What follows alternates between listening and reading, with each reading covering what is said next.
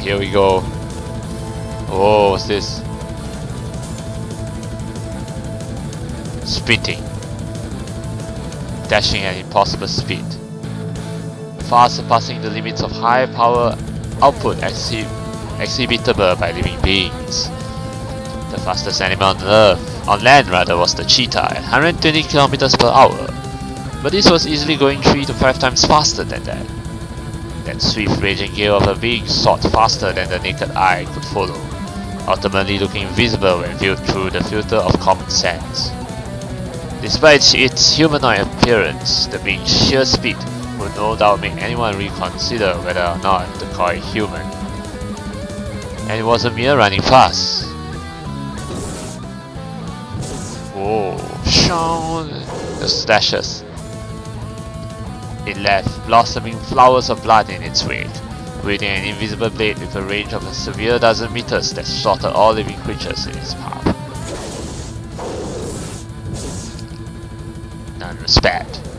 Men and women, the young and old, animals and children, all were indiscriminately massacred using the exact same method. Decapitation. Oh my god, is everyone getting killed? Shit. That whirlwind of death was like a giant guillotine, beheading all in its path. Her arms spread like wings would slay all those caught in their embrace. For this was no weapon, but an instrument existing only to execute. Created for the sole purpose of killing, it held no other role.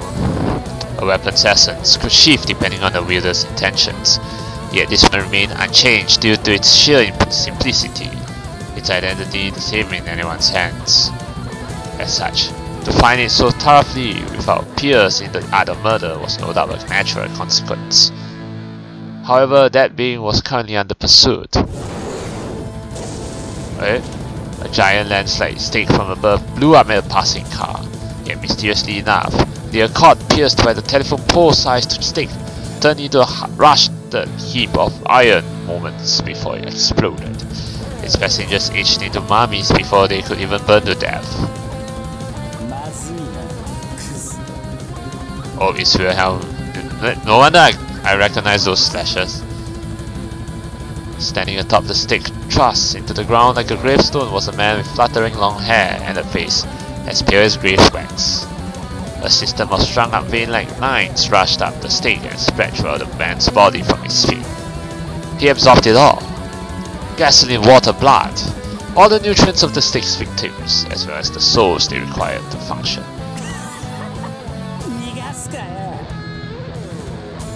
Wilhelm sneered as he watched his prey continue to run without stopping.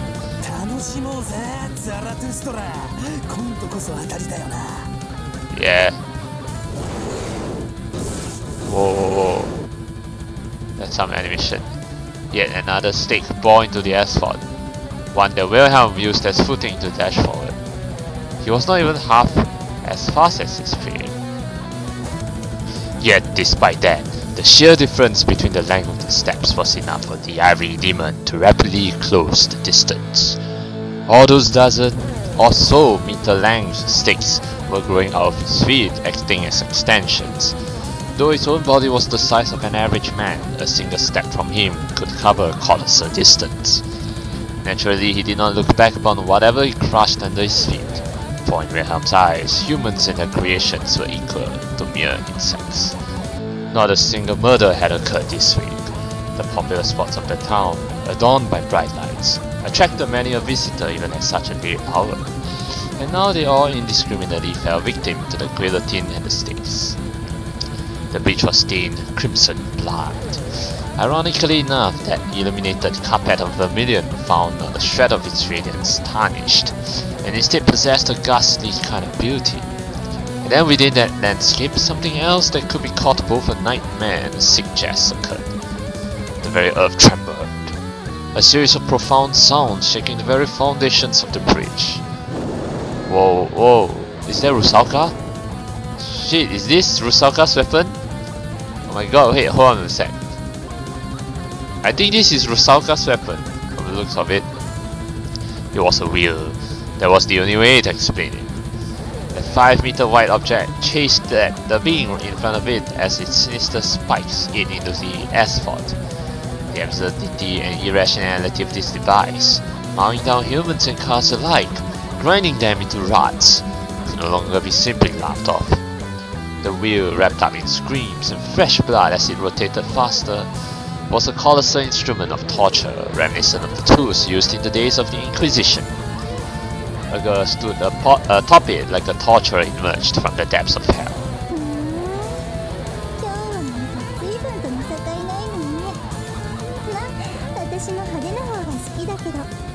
But why are they suddenly like killing people all of a sudden? Like, why are they killing the innocents? Or is it because they found Zarathustra, so anyone who gets in their way just get crushed? Man, they really show no mercy, you know, these people. But anyway, Rusalka looks kind of charming here. Evilly charming, if you know what I mean. Her tone carried a mix of joy, excitement, and scarlet cajolery.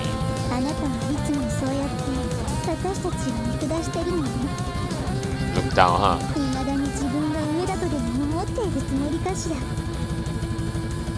After she wheezed out her next words.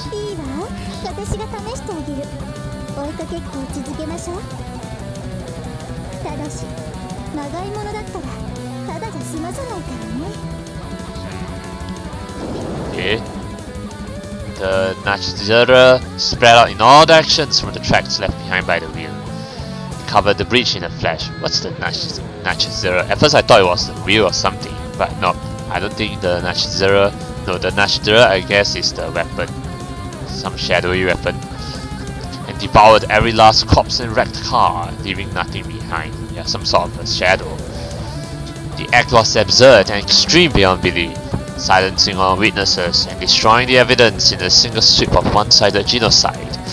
Indeed, once the scale reached that level of absurdity, any man of common sense would be hard-pressed to label this phenomenon as anything other than inexplicable.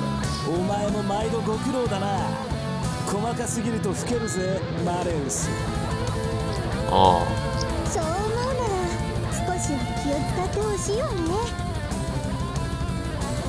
Crimson Witch and the Ivory Knight continued to lay waste to the streets. So, Rusalka is the Crimson Witch and Malus or Wilhelm is the Ivory Knight, spreading carnage while concealing everything in their path. In sharp contrast to those extremely lurid acts, their conversation was one of a graceful stroll. One inhuman being pursuing the other. Common sense had long since breathed its last, with all those bound by it did. It felt more like a step into another dimension. From the very air they breathed to the smallest speck of dust on the ground, the place had transformed into a battlefield of supernatural entities, commanded by rules far removed from the shackles of the ordinary. The two pairs of eyes, each glimmering in a wicked light, finally closed in enough to perceive their target's back. And chasing? Would definitely love to see this animated in the upcoming this series anime, so yeah.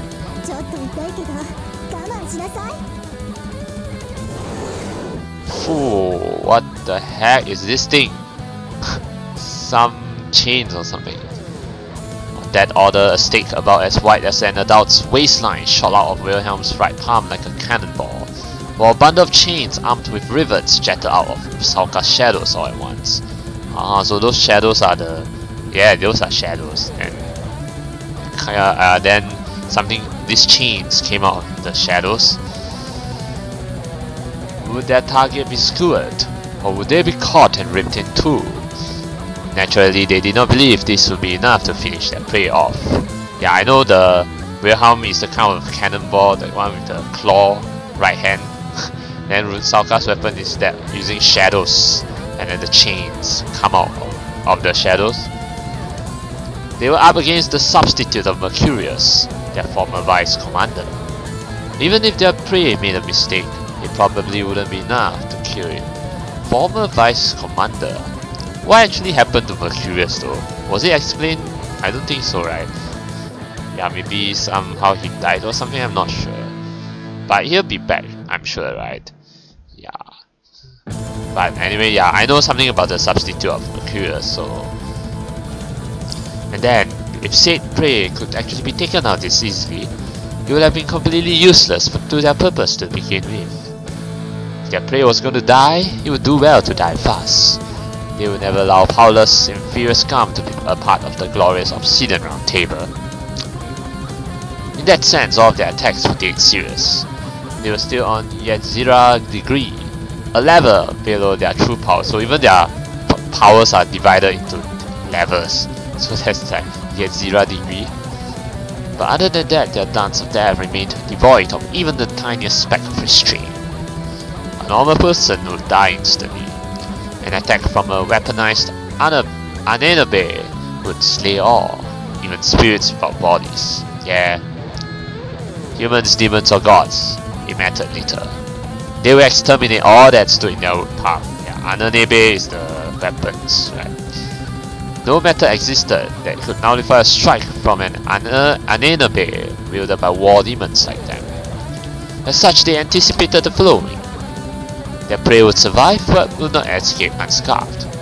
Even if it poured its entire being into defense or evasion, their prey would still sustain a grave injury. And when that moment came, the pair would seize the opportunity and capture it. That's number one.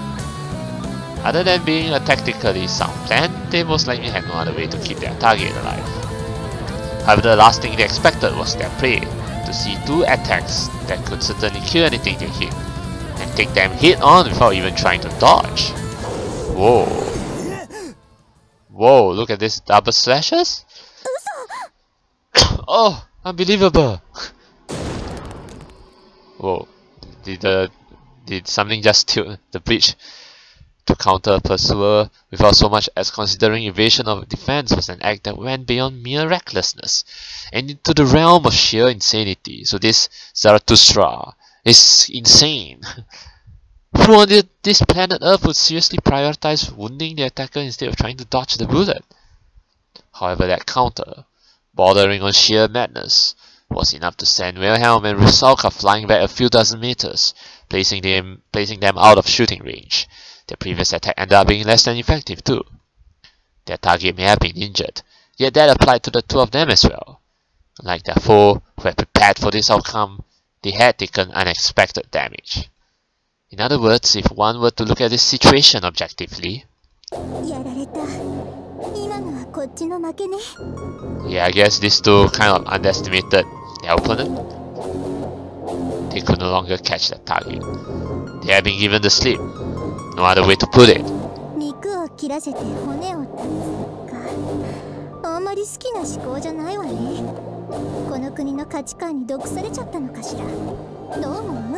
Oh, let them take some blood and you take their life. Okay. Yeah, Wilhelm doesn't care. Wilhelm's begrudging tone and demeanor had hid very little of his rage at being humiliated.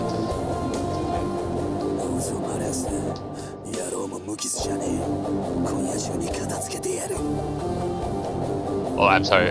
Just now I did say Malus, right? Malus is Rusalka. I forgot what's Wilhelm's other name.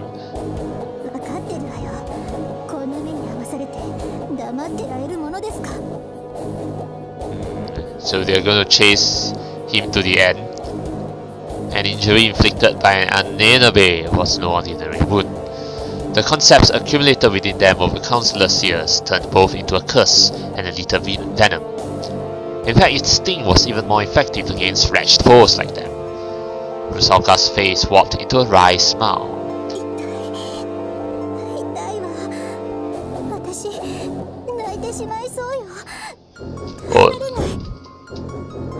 We can get a new expression of Rusalka. It looks like she's in real pain from the looks of it. Oh, baby.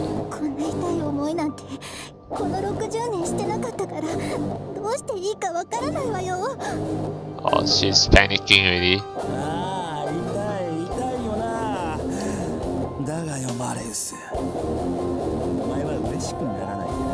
I think you're the one who's happy, B or Wilhelm, not Malus. A long forgotten sensation. It may have felt good to effortlessly slaughter thousands, but this was the true essence of waging war. They felt the tension and exaltation that only a battle to the death, with each side's entire being on the line, could offer. After having gone so long without a worthy opponent, they appeared to have almost forgotten what it meant to put their lives on the line. The glamour and glory of the battlefield, the spark of a dying flame following a clash of souls. Ah, the sheer beauty and ecstasy of it all. How grateful they felt to be once again reminded of it. I think it's once again, right? Not once against. What the hell is once against? Once again, reminder of it. Even scorching pain would be a nectar most sweet to them.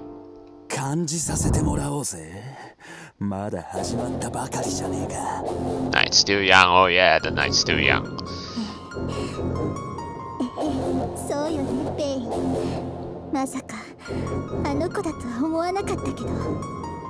Also, that girl, I forgot what's her full name, what, Mari Kenki or I forgot her full name. But I think it was later shortened to Mary, right? So that's, yeah. But, okay, so she's the Zarathustra from the looks of it. Yeah. Wilhelm and Rusalka, who had already gotten used to opening their so-called third eyes. A type of vision differing from normal sight. During each battle, could easily discern a person's identity without even looking at their face by examining the color of their soul. Furthermore, the color they spotted in vivid detail was one of sinister magic, with a series of vicious and indiscriminate slashes being launched in all directions from its epicenter.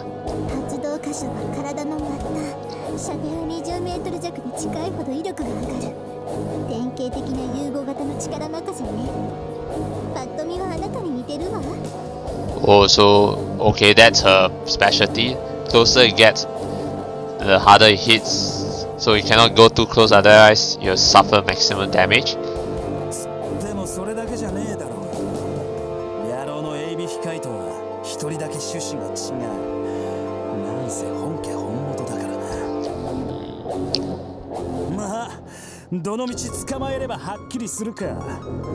Yeah, so, you know, this girl is pretty much the substitute of Mercurius. Let's go. Wilhelm and Rusalka commenced their pursuit once again, their regenerating wounds emitting red smoke. Not a trace remained of the carnage and destruction that took place upon the beach. The dozens of citizens killed tonight will no doubt be dismissed as simply having gone missing. Man, seriously, like, when all this chaos happening, actually none of the citizens are actually aware. Like, I think maybe, yeah, like it's like what happened the previous time with Ren. Like, he killed the person, but in the end they didn't get, the victim didn't get reported because they somehow used magic to clear everything, you know. So normal people by nature couldn't hope to comprehend inhuman principles. Oh, okay. Nor could they understand its suffering. It's cold, freezing, and it hurts. Its thoughts scattered into disorder, left at the mercy of a torrent of negative emotions. I guess this is the girl's perspective? Like someone caught drowning in a venomous ocean's whirlpool. In the end, it could no longer maintain its sanity. Or rather, where did sanity end and insanity begin? If the ability to restrain oneself was the sole determining factor, and one had no choice but to say that it had been insane from the start. It wasn't driven by a desire to kill. It didn't wish to, but neither could it stop. Why was that? It could no longer distinguish between the objective and the subjective, almost like it possessed multiple aids. It was freezing, and it hurt, tremendously so. No doubt a natural result of having been submerged in the cold winter waters yet. Oh? What was that voice? Is that the girl's voice? It sounds a bit like a ghost's voice like that. By the time its face broke the water's surface, the pursuer's presence had already faded. It had successfully shaken them off. Oh, I see. So she hid herself in the water? It began to swim pathetically, panting like a wild beast. There was no longer any feeling in its arms, not due to the cold, but rather than frenzy from earlier, straining its limbs to the extreme. Actually, why is it calling this this creature it? I mean, why not call it she or something? Is it really an it, like a creature or something? With slender hands that looked like they could barely hurt a fly, he sliced apart numerous people and cars, then fought 2 others. Oh no, that actually sounds like Ren's voice. Ho ho! He vomited up blood. It didn't appear to have external injuries, but the chills that accumulated in its gut, like mud in the ditch, wouldn't go away, nor did the pain for that matter, which felt akin to a molten hot chain wrapping around one's legs. They were all the after effects of its battle from a short while ago. Wilhelm and Rusalka, their attacks had left a curse that smoldered still in its body, leaving it in a state where even swimming proved a toil. Suffering in agony, it pushed its way through waters that felt as heavy as mercury before finally reaching the wharf. As heavy as mercury. I see now. Yeah, this guy I think is most likely Ren. Well, plus the girl as well, but because the girl and the Ren are actually like together as one from the looks of it. That's just what I think. Why did the tears refuse to stop, trickling ceaselessly down its cheeks? Were they out of pain, fear, or joy? With the answer nowhere in sight, he clawed up the wharf with enough strength to knock off his nails, creating cracks in the wet concrete. The act went beyond superhuman strength, entering the realm of the outright inhuman. That power whispered. This wasn't enough. Cut, cut, cut, cut, cut, cut, cut, cut. More, moto. It crawled its way out of the ocean, laughing as if stimulated by the very voice. This wasn't enough. It had to cut more and more. It had to devour more and more. It had to sacrifice more and more. He needed to get strong. He is Ren. So, she had to pull her weight. Yeah, this one is not Ren, but it sounds a bit like Ren, but yeah. This one is most likely the girl, Mary. Yeah. Okay, then. Yeah. She would be his strength. She would help him. It's kind of strange that initially we were only calling it right? But now it changed to she. Now we know, okay, that is a she. Yeah, so, but then it's kind of strange to call it it when clearly, well, we didn't actually know what the identity of this character is yet until now. That is she, yes. But then again, I don't know. But yeah, that one, this is definitely the girl. Yeah, the Mary. Yeah, so who is the Zarathustra? That wish meant everything. She could think of nothing else. Yeah, she had come to this world to be Ren's pillar of strength, right? Yeah. But when and why did she begin to think that doing this sort of thing was okay? I don't know, but oh, that this one is Kei's voice.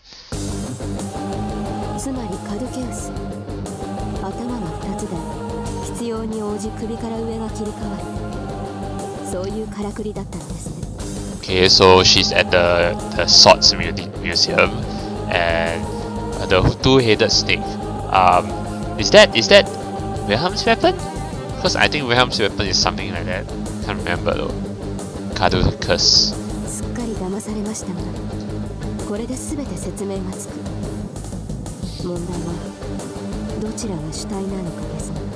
Which one of them is the true head? Like I seriously what's going on, but I'm trying to understand. But I think I roughly understand the story plot so far. But anyway, I'm still early into the story, so it's okay. But who is she talking to? Oh, is she talking to Trifa? I think so. The sickening sound of breaking neck bones. Yeah, Valeria Trifa wore a faint smile as his companion stomped on the security guard she had knocked out, robbing him of life.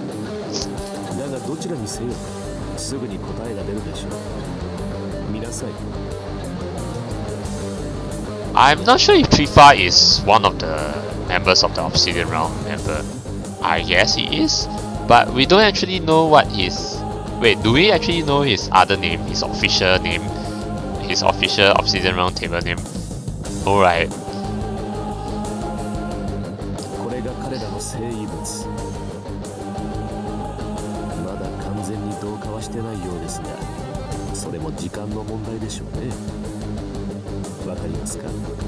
Yeah, this guillotine is clearly the girl's honor. Yeah, honor name. I have problem pronouncing it. Anenobe. Yeah, Anenobe. Let's just call it that, Anenobe. But yeah, this is the girl's Anenobe, the guillotine. Yeah, and she's the Zarathustra. Yeah, she's Zarathustra. The blade of the guillotine on display was now soaked with blood. No doubt it belonged to tonight's victims.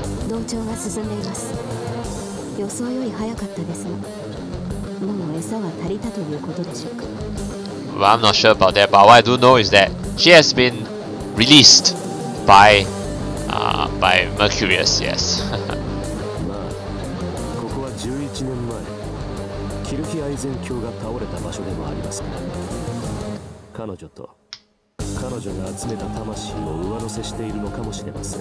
Lady Kerchason.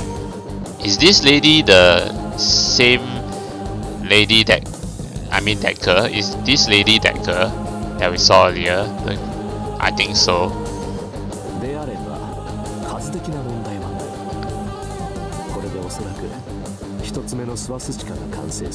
Ah, so first swastika is about to open.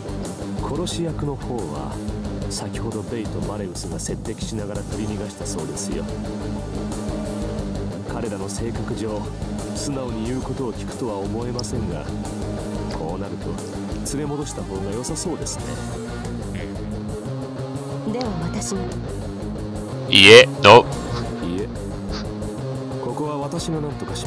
Oh, you handle this? Oh, Trifa's going to go do it. I think Trifa is one of the Obsidian Round Table members, right? Yeah, I think I remember seeing his name before. Yeah, but I'll have to confirm it again once we reach the end of this chapter. Chapter 3. Or actually, more like, yeah, Chapter 3.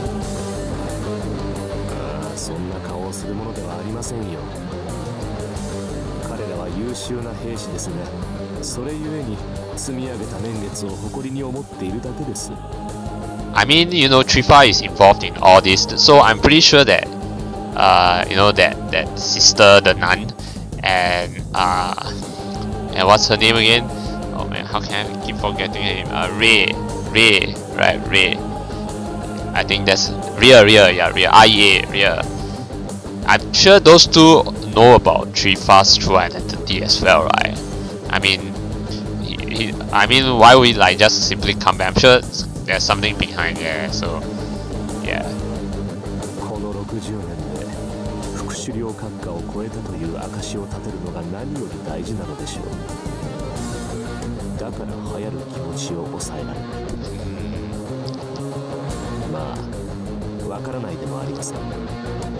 I can definitely see that. Yeah, they are like trying to prove to themselves that they are now stronger than the vice commander. You know, the boiled up feelings and all that.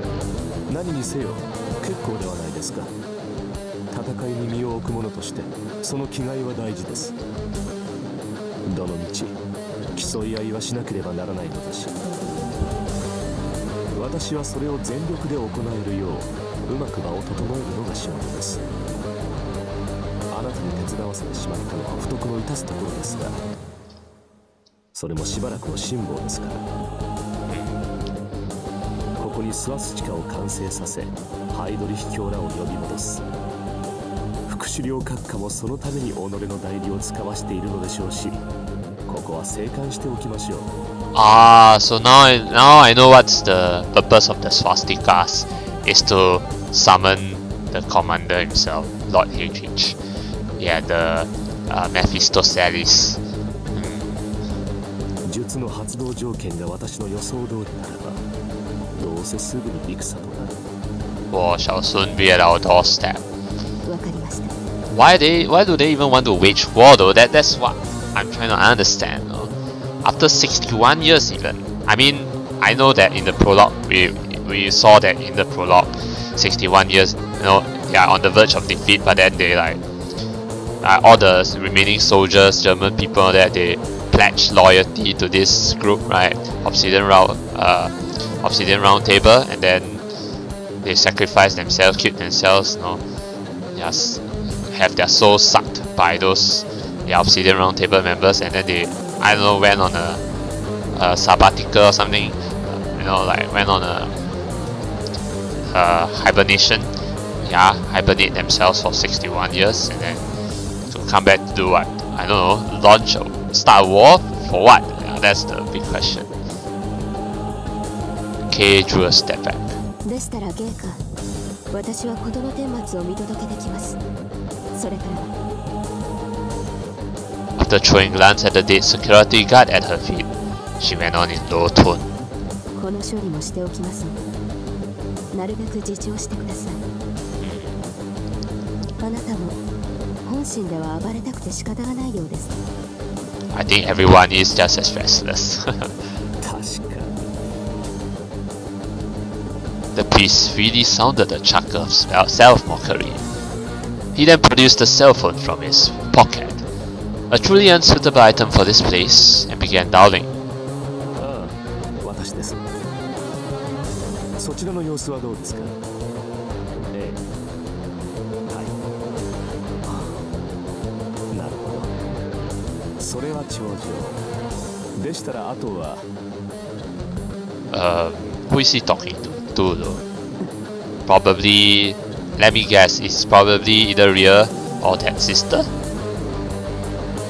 Noting that her conversation with the priest was over, Kay moved away to pick up the body. 申し訳ありませんが、シュピーネ、あなたの裁量でレイとマレウスを抑えてください。私からの命令だと。はい。そういうことで構いませんので。So here comes the fourth guy. The fourth guy, no, actually, Spine, I think he's already in town, right? Yeah, but we haven't actually met him yet, so we're about to meet him. Oh, his voice. So Spine has arrived as well. No, Spine had just arrived only, so he's the fourth member to arrive. Yeah, so far 3 have arrived, right? Now, I think including Trifa, and now we have excluding Trifa, because I remember, oh yeah, that means Trifa is not part of the Obsidian Round Table, because I remember only 3 have arrived before this point. Yeah, basically Kay, oh sorry, there are 4 of them have first arrived in town, right? 4 of them, so that probably includes Trifa. I can't remember if Trifa is inside, but we'll find out. But now we have a new member. Spine has arrived as well, the 5th one. Considering Wilhelm's claim that he would take another 2 or 3 days, he seemed awfully fast. Still, perhaps that had all been according to the plan. Well, whatever the case.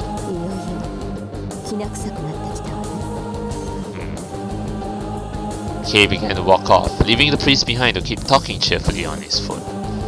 She couldn't completely trust Spine, but he would likely stop them if he ordered.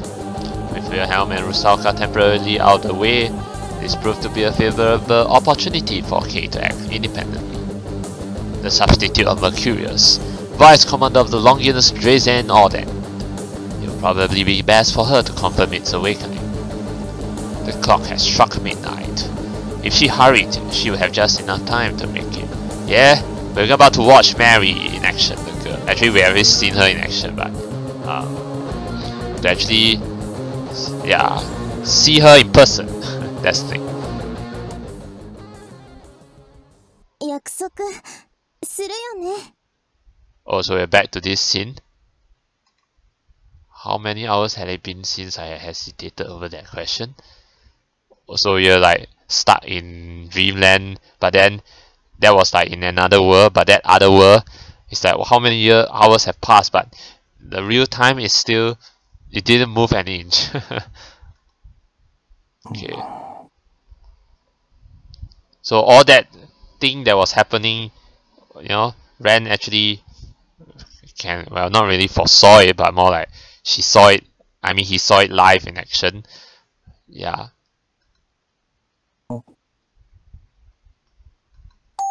When I came to, I was lying on a park bench. What happened? Why was I all alone in a place like this?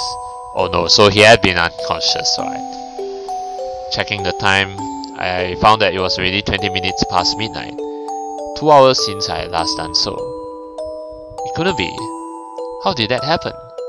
I forced my brain to operate at full power in an attempt to make sense of this whole situation. And where's Kasumi? Alright. Kasumi? Yeah, where's she? Where was she? Looking around, I found the place completely deserted. You had to be kidding me. It was almost like she just poofed. Oh no, what's going on now?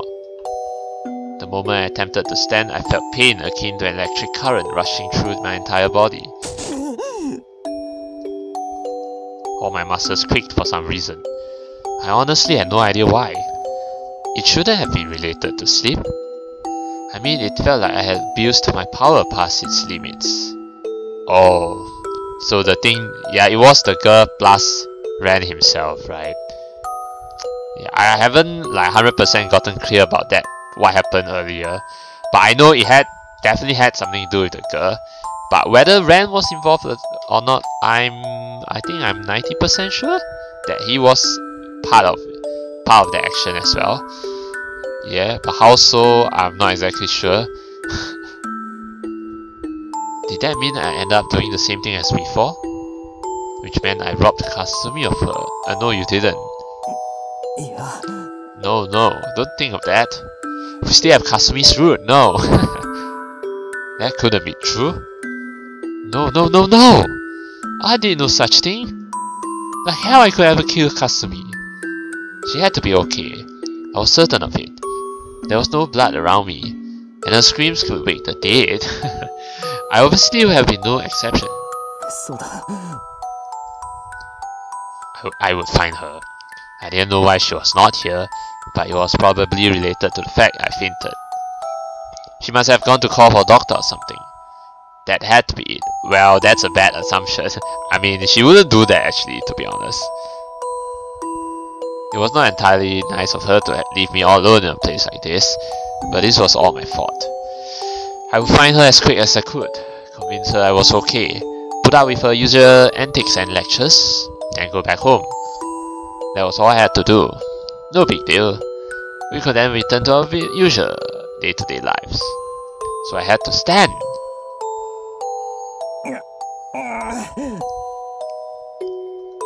Shouting that to myself, I spurred my creaking body to stand up. How far could she have gone in the 2.5 hours I had spent blacked out? Despite feeling like I was just about ready to fall over, I started staggering forward. My thoughts were assailed by white noise, my sight scrambled by a sandstorm. My head felt like it could split open. I kept ignoring the creaking of my body, waiting for my brain to start boiling. Now I couldn't even think straight. What kind of places would Kasumi go to? What were the closest hospitals? No, first of all, was there a more efficient way to look for someone? I wasn't in some historical drama. There was no need for me to run around town like a headless chicken in order to find a missing person. Here in the 21st century, we used a simpler and more certain method. Mobile phone! So I will use that right here, right now. Seriously, what kind of dumbass was I to pretend to not know about it? Well, you're not thinking straight, so...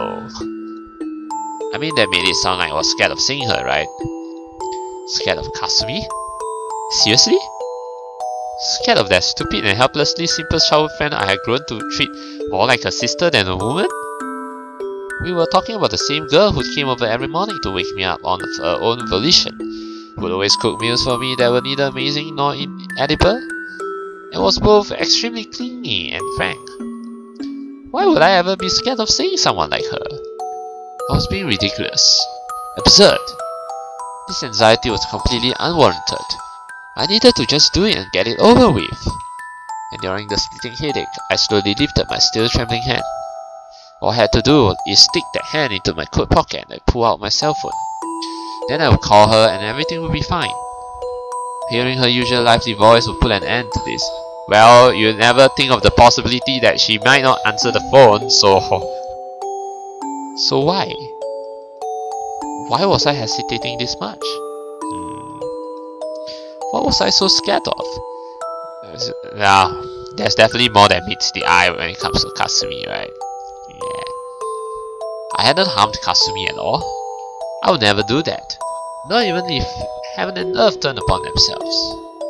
But the fact that it was my instincts and not my rational mind that was rejecting this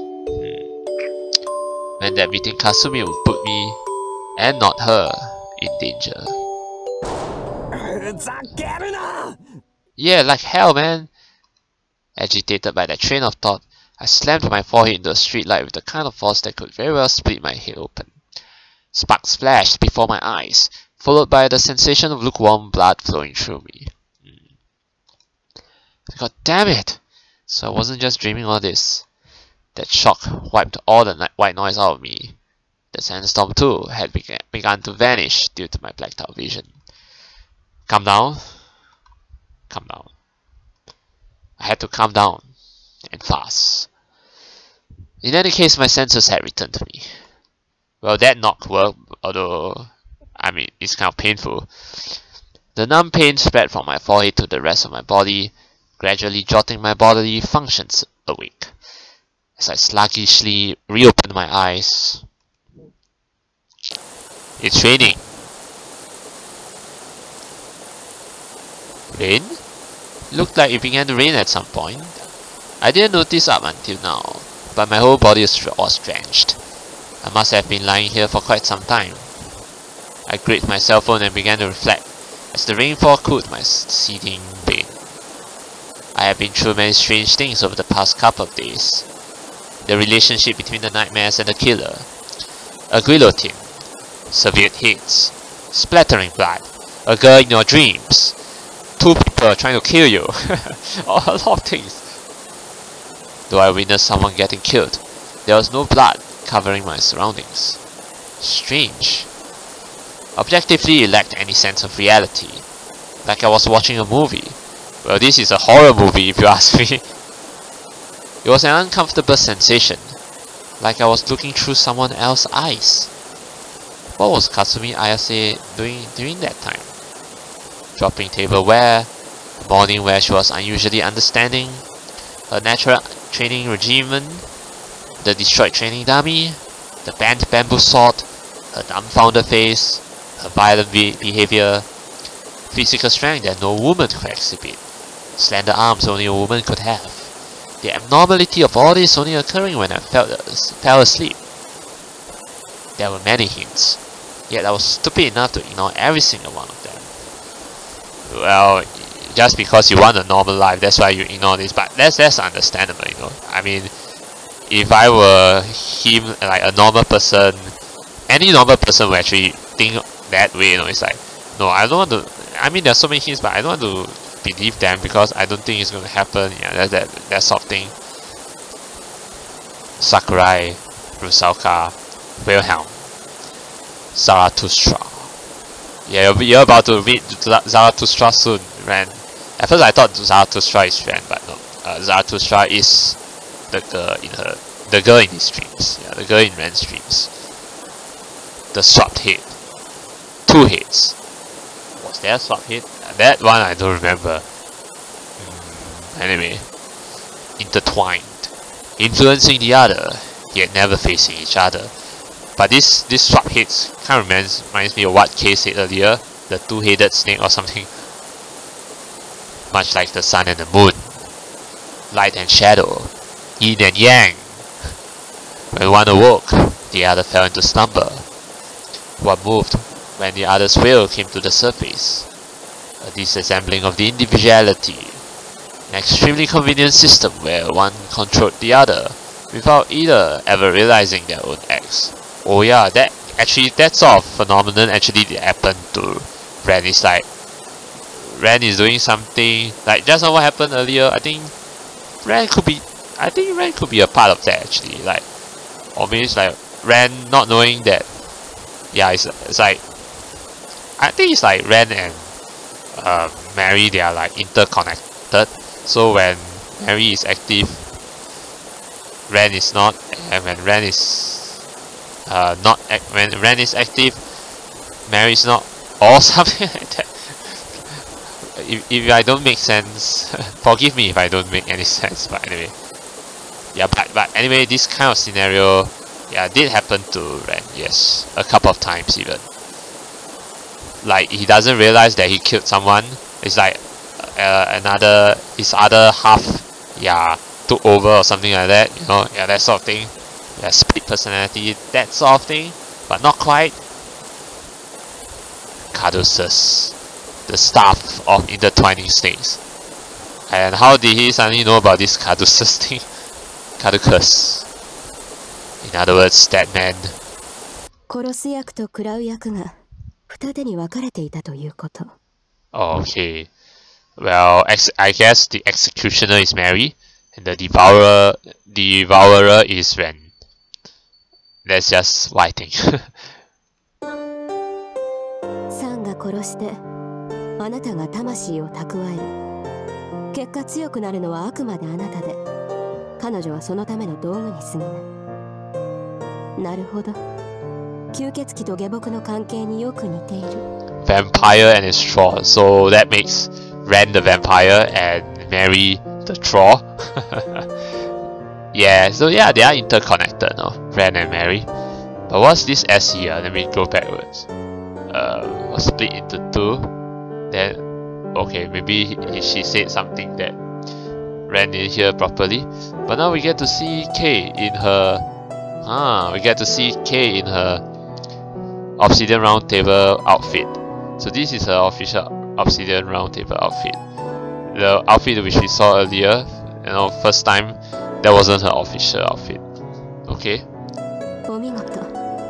実に趣味が悪くて手段を選ばない策に私は感激しているわ。まさか一つの生異物に複数の使徒をストックするなんて。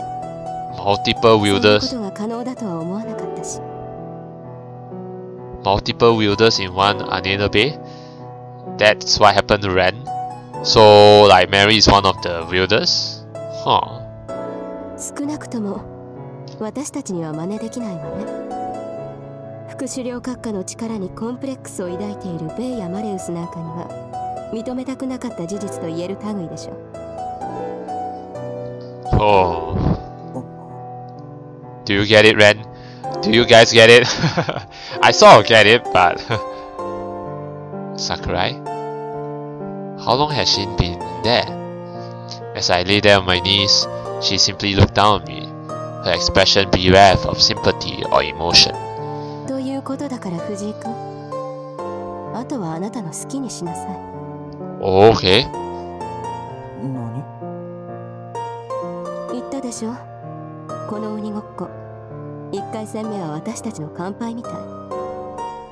勝者のあなたは堂々と景品を受け取ればいい。What do you mean? Well, I guess he kind of won in terms of the war earlier that he and that girl, Mary, managed to defeat Wilhelm and Rusalka. Yeah, successfully defeat them. But for at what cost? And where's Kasumi? 私は祝福しているのよ。負けず嫌いの年寄りたちがつまらない劣等感にこだわりすぎるのは迷惑だったし、これでようやくまっとうにゲームを始めることができそうだから。She looks impressed, and this is a face we don't see before. She definitely looks impressed. 実際、あなたがまだ弱い時に苛立った誰かが暴発するというのが一番良くない展開だったの。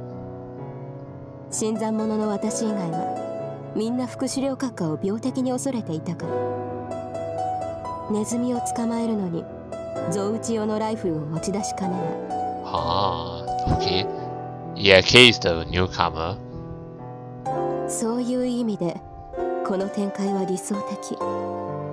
どうしても弱い時期ができるならさらに分裂させて弱すぎる域にまで落としてしまう。そうしておけばまずこちらのレーダーにかからないから。Temporarily separate them among multiple persons so the signal is always too weak for us to pick up or immature. While a period in infancy where powers are enough to take us on.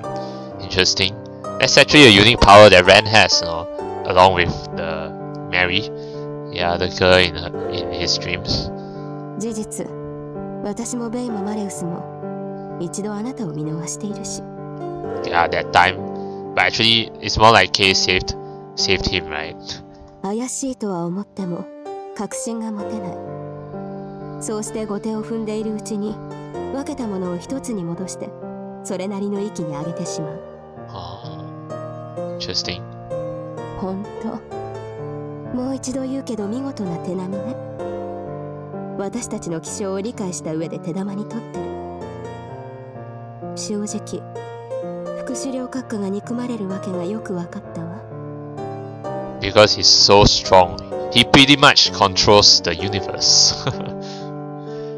Though not as effectively as the commander himself. The commander is all about sheer force, right? While the vice commander is all about the intelligence, the knowledge, the law, yeah, that sort of thing. だから。待てよ。Yeah, Ren, you don't get it, right? さっぱりわからない。I don't get it at all. I interrupted before Sakurai could babble on any longer. いきなり現れて、さっきから何言ってるんだお前。俺全然意味が。わからないなんて嘘。That's a lie. もう気づいているんでしょ。ぼっとしてないで携帯かけてみればいいじゃない。景品もきっとあなたが来るのを待っているわよ。So you're saying that Kasumi is the prize? 涙ぐましいじゃない。いつもあなたが寝ている間にあなたを強くしようと手を汚してくれるなんて。たとえ操り人形だとしてもそうそうできることじゃない。She would repeatedly dirty her own hands, so she knew about it. She knew about all this. 私はあんたの味方だよ。まあ初めて会ったあの時はあなたも無遊病していたみたいだけど。Sleepwalking, sort of. 辛い時は頼ってほしいな。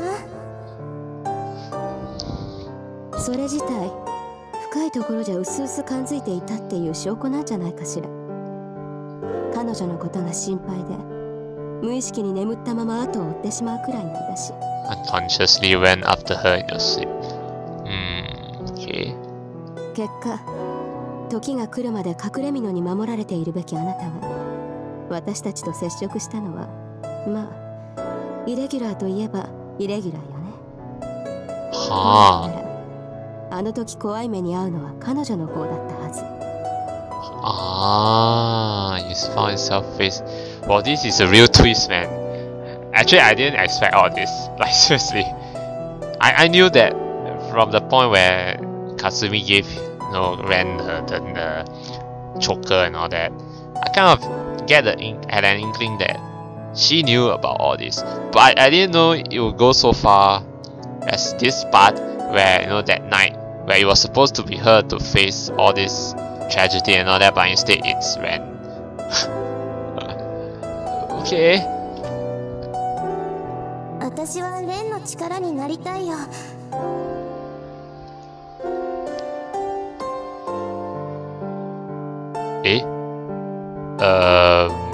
Okay, so there's a missing voiceover for this. Okay, when you think of it that way, you probably could have had as many substitutes for the execution as you wanted. Even if Bay and Malus had gone too far and killed them, a new decapitating murderer would have been born the following night. By doing that, you could have prevented yourself from going out into the open. Self-sacrificial love would be the phrase for it, I believe. How come Kay didn't have a voiceover for these lines. 今だって若干のダメージを共有しているみたいだし、察するにその直前、起きてる時に二人の絆を確認し合うようなイベントでもあったんじゃ。Okay, this you two is Kasumi and Ren, right? Wait, let me just. Okay. 勝手にいなくなるなよ、旅人さん。Consider this a warning, Mr. Traveler. 黙れ。 Why you say that? What the hell was she even saying? She looked so smart when she said it too. Just who in the world was she talking about? 言ったでしょ。わからないなんて嘘。認めなさいよ。1たす1は2になるの。それを否定するのはバカのやること。Okay. And then. 俺はバカでいい。 So actually Ren does know about it. He just chooses not to know. Yeah, he just chooses to be an idiot, you know. Just choose to feign ignorance. バカが相手じゃ困るわね。あなた、そんなことで戦えるとでも思っているの？まさか私たちが殺人犯の退治に来たとでも思っているんじゃないでしょうね。別に誰が何人殺そうが知ったことじゃないわよ。私たちはね、戦争をしに来たの。そのためにあなたが欲しい。だから乗ってもらうわよ、藤井君。もうあなたにとっての日だまりなんかこの世界のどこにもない。 No more safe havens. 上の意向次第ですぐに開戦となるかはわからないけど、遅かれ早かれあなたと私たちは敵対する。 Sooner or later, Ren will face off against them. そのために最低限力をつけてもらわないといつまで経っても勝負が実装できないじゃない。 No matter how much time passed. まずは景品を受け取って2になって3になって4になって5になってそうしてくれないと私も困るし。 You know, this line kind of sounds a bit funny, like, you know, harem. Yeah, I get one girl, and I get 2 and 3 and 4. No, I'm just joking, but I guess this is like 2 prizes, 3, but yeah, like big power up. How long did she plan to keep on rambling about this bullshit? お前の事情なんか知ったことかよ。じゃあここで1のまま死ぬ。 Die here as just one. He needs all the help he can get, actually, really. 何度も言うけど私以外の年寄りたちはコンプレックスの塊よ。あなたがコンマ1以下でも叩き潰して自分が上だと証明をしたがってる。 Oops, another line where she doesn't have a voiceover. It would be best for you to assume that there will be too many ideal chances to level up like this in the future. Even the divine vessel who's been soft on you will probably only show you mercy one more time. Divine vessel, some kind of god or something. Even if I personally could restrain myself, any more would surely incite the wrath of being malice. そうなった時多分標的はあなただけじゃ済まなくなるわよ。彼女も当然その中には含まれていて。I know that she's Kasumi, right? Yeah. This one is referring to Kasumi, yes. Everyone around me will be targeted by these cycles. この街が地図から消える。地図から消える。黙れって言ってんだろ。 Sorry, Ren, you have to accept reality. Come on now. Do you want this city to be erased? Come on! Though I made an attempt to grab her, Sakurai gracefully dodged it, putting some distance between us. She then heaved a sport sigh before continuing her monologue in a tone of indifference. それを止めたいなら早く2になってしまえばいい。 Yeah, hurry up and become 2, yeah? あなたがそうなることで彼女も普通に戻るだろうし。 Return to normal? 男の専売特許じゃない。女から奪い取って物にするのは。 Robbing a woman of what's hers. 私たちが種に気づいてしまった以上、もう二手に分かれている意味はないし。 Divided in two. これから先はあなたが一人でやればいい。彼女のことを思うなら殺し役をさっさと廃業させてあげなさい。 Truly care about your friend and retire her from the role of executioner. Kasumi. Yeah, basically he used Kasumi as the executioner, right? それが終わるまでは浮気しちゃダメよ、藤井君。抱きしめるなら私より彼女が先ね。 See, this is a hint that Kasumi is the first route that you should go with. Yeah. Yeah. She ought to be your first pick, not me. Yeah, you're the second pick. I'll get to you soon, Cave, but first Kasumi. Oh yeah. ちょっと焼けるけどそこは譲るわ。だってあの子、あなたが1週間も禁欲なんかしていたせいで暴発しちゃったんだから。 Well, the choices I made are all geared towards Kasumi, so... 追いかけて抱きしめて慰めてあげないと男が廃るってものじゃないの。 Yeah, she definitely has a point, Ren. じゃあ頑張ってかっこいいとこ見せてちょうだい。待て。 Come on, now the more important issue is look for Kasumi, come on. I reached out for her again, but Sakurai vanished before I could grab her. Judging from her final words, she wasn't going back, but rather to keep watch somewhere. Apparently. くそ。 The hell? What made her think she could just spout off whatever crap she wanted? What was all that shit about price or whatever? Seriously. Come on, I should be the one to say seriously. Come on, Ren. Ding! The price is obviously Kasumi. Go look for her, man. くそ。 I nearly smashed my cell phone into the ground, but I managed to rein in my anger at the last second. Right. Sakurai didn't have to say anything. Deep down, I had already noticed her strange behavior as of late. Still, I couldn't just accept that. If I was to label her insane, then saying that I was crazy seemed a far more reasonable answer.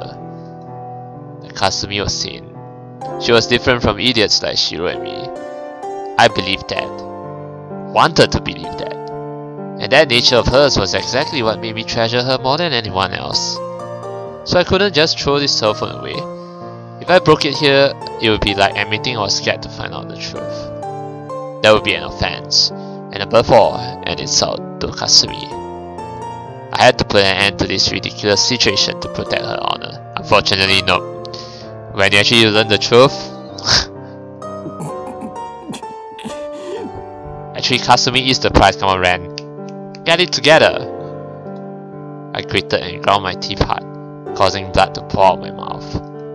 I dialed the number Kasumi gave me earlier, while getting irritated at my finger for shaking from the cold. Here we go. Come on, hurry up. Please, just pick up already. If I can just hear your cheerful voice, I...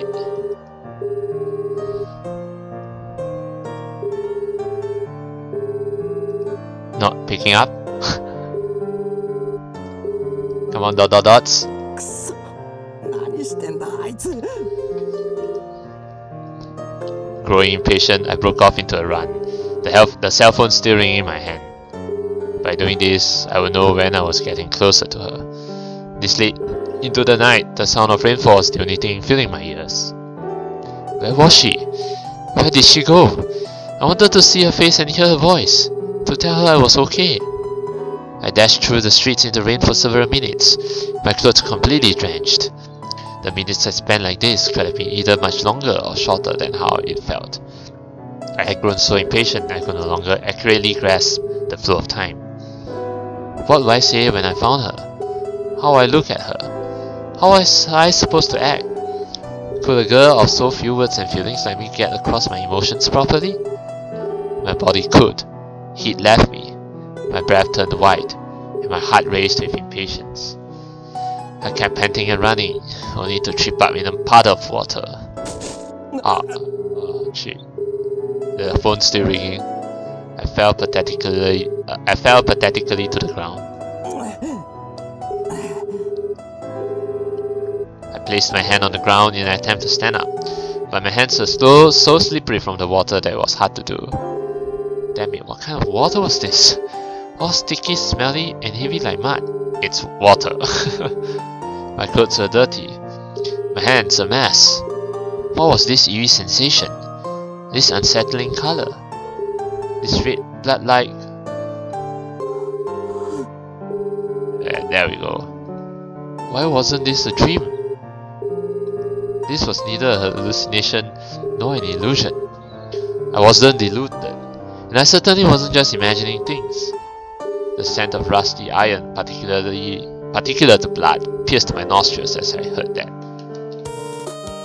familiar ringtone. What the hell? Was this some kind of a joke? If so, I wasn't laughing. If this pool of blood all belonged to one person, then why was her cell phone ringing right next to it? Oh, yeah, that's her ringtone, right? She must have just dropped her phone around here by accident. She always had been surprisingly clumsy and careless, so that had to be it. Yeah. She was probably freaking out about it right now, wondering where she had lost it. It had to be what happened. No. Man, it was such a handful. Oh well, I figured I would just take it with me and bring it back to her. I had already grown used to being a victim of her clumsiness anyway. Thanks to that, it would be harder to find her. Ah well, in for a penny, in for a pound. I would search the entire city all night if I had to. Screw tomorrow's classes. But I had to find Kasumi's phone first. It was probably lying around in those bushes there. No doubt about it. That had to be it. Yeah, absolutely. No doubt about it at all. But even though I desperately wished for that to be the case...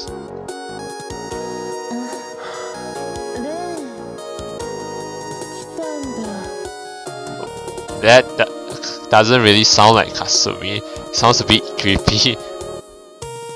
The last morsel of hope I still had left was shattered by her voice, its echo filling my eardrums and cranium. Only one thought still remained in my mind. Oh my god. Shit, Kasumi, you're all bloody! That there was no god. Even if there was, he had probably long since died. Because if he was still alive, I would kill him with my own two hands. Damn, she's bleeding all over. Well, not all over, but there is blood on her cheek, shirt, and jacket. Why did something like this happen? Why was I seeing this? I felt like gouging out my own eyes, wanting desperately to erase this memory. Perhaps this is creepy as heck, man. To me, at the very least, this sight felt equal to the most maddening of nightmares. Dull eyes, a blank expression, a stiff body, my childhood friend, soaked in blood and rain. Who was that random person lying there without a head? So even she has her own powers.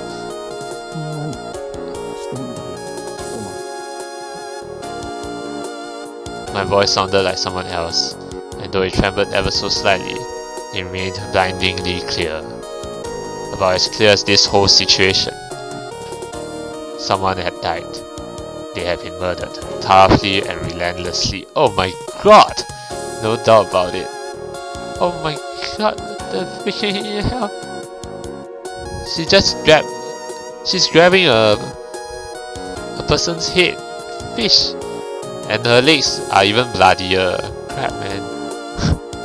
What the heck? Shit. Oh my god, man. This is creepy as heck. Yeah, holding a person's human's head, man. Like, oh my god, I can't even. Yeah, it's like. Yeah, but it's as Kay said, like, Ren has unconsciously unlocked his power. Yeah, you know, assigning Kasumi as an executioner, and yeah. So yeah. Oh my god. Kasumi stood right next to them, her whole body wet with spurts of blood. She was carrying a severed head in one hand. No matter how one looked at it, there was only one conclusion to be made. If you... Sorry Ren, please accept reality. Please. Kasumi returned my unbelievably stupid question with a blank stare. She tilted her head to the side, causing the one in her hand to wobble.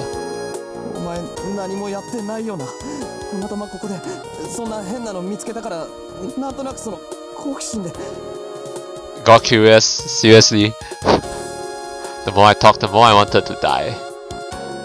Something not even I believed could never work as my trump card. I felt self-loathing well up in my chest with every word I uttered, in a desperate attempt to deny this situation. God damn it! Oops. It had already been set in stone. There was nothing I could do about it. Kasumi Ayase was the killer. But still... So what? What do you mean, so what? I knew her well. Kasumi Ayase was Ren Fujii's childhood friend. She was not someone who killed dozens of people. Well, even if her hands had been tainted, I didn't believe that she could ever do that out of her own will. According to Sakurai, she was akin to a marionette used to provide me with souls. Experience. Marionette. The puppet. A puppet.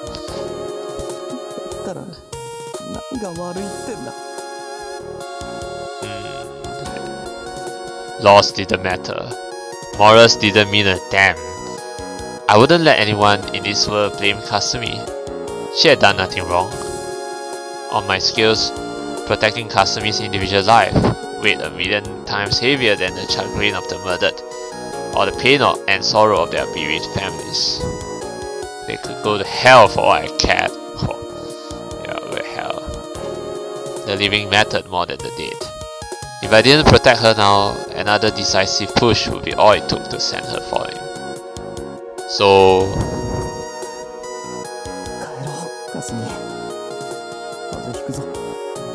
this is the price that Sakurai is talking about. Yeah, the price for experience. What the heck, man. I stopped dialing Kasumi's number, took a step forward. My guard completely down. I saw no reason to be on alert. And yet... What the hell?